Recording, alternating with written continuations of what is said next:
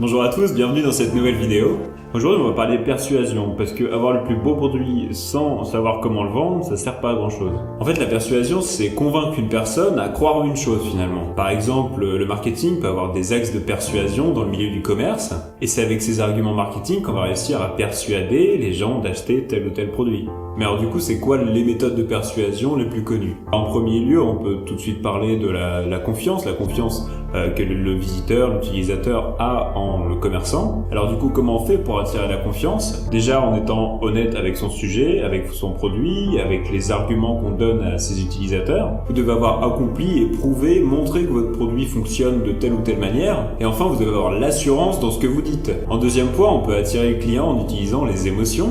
Et pour ça il faut évoquer les valeurs de votre prospect, de votre client, et donc être sensible à sa pensée, à ce qu'il vit au quotidien. Là du coup on va rattacher un bénéfice produit à l'expérience de l'utilisateur. Et en faisant vivre l'expérience de l'utilisateur, on va créer des émotions.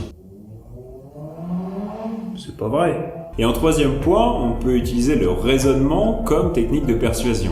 Le raisonnement, ça va juste amener le prospect à croire en ce que vous dites en lui expliquant un raisonnement implacable. Tout d'abord en apportant des preuves que ce que vous dites sur votre produit est vrai, en apportant des chiffres et en apportant des faits. Mais ce qui est important, c'est surtout amener le client à un raisonnement de lui-même.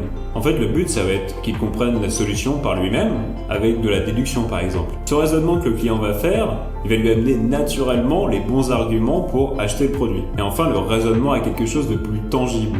Par exemple, ça peut être des atouts sur la réduction, et alors là, on va avoir un raisonnement financier. N'oubliez pas que la persuasion, c'est simplement attirer le client vers votre entreprise plutôt que vers votre concurrent. Alors, il n'y a pas de technique magique pour la persuasion, c'est simplement entrer en confiance avec son client, utiliser les émotions par exemple, ou son raisonnement naturel comme on l'a vu dans cette vidéo. Merci d'avoir regardé cette vidéo et je vous dis à très bientôt.